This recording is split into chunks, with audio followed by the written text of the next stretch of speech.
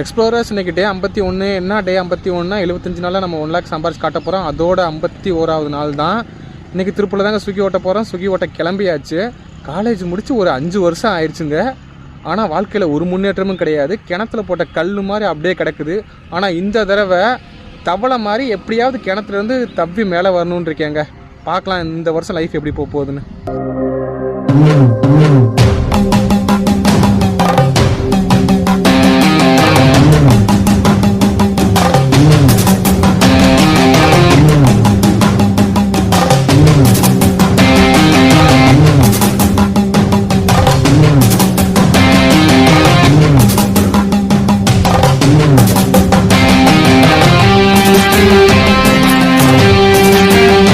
Explorers டே 51 நம்ம எவ்வளோ earn பண்ணியிருக்கோம்னா 1228 ரூபா ஏர்ன் பண்ணியிருக்கோம்.